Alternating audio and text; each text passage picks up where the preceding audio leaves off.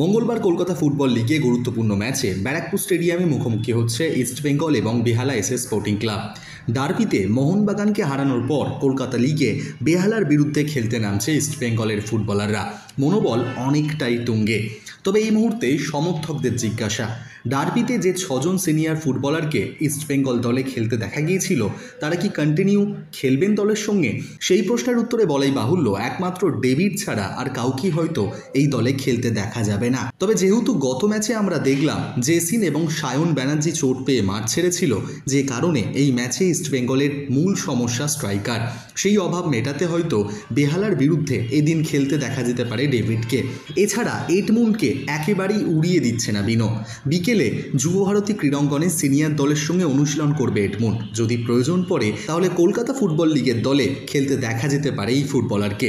পর্যাপ্ত ম্যাচ খেলিয়ে আরও মানসিক এবং ফিজিক্যালি সুস্থ করে তুলতে চাইছে অস্কার তার নিজের ফুটবলারদের। অপরদিকে বেহালা এসএস এর কথা বললে গুরুত্বপূর্ণ ফুটবলার ডেভিড খেলতে পারবে না ইস্টবেঙ্গলের বিরুদ্ধে, যে কারণে বেহালা দলেও গোল করা লোকের অভাব থাকবে। এই বিষয়ে বেহালা কোচ শ্রীমন্ত জানিয়েছেন, লম্বা লিগ, চোট, কাঠ সমস্যা থাকবে, এরই মধ্যে দিয়ে আমাদের খেলতে হবে। আশা করি এই সমস্যা মিটিয়ে ইস্টবেঙ্গলের বিরুদ্ধে 3 পয়েন্ট তুলে নেওয়ার চেষ্টা করব আমরা। অপরদিকে ইস্টবেঙ্গলের দৃষ্টিভঙ্গিতে এই ম্যাচ খুবই গুরুত্বপূর্ণ।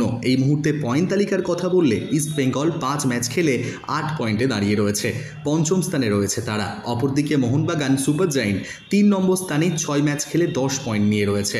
যদি এই ম্যাচ ইস্টবেঙ্গল জেতে তাহলে লাল হলুদ ব্রিগেডের কাছে সুবর্ণ সুযোগ রয়েছে মোহনবাগানকে টপকে যাওয়ার।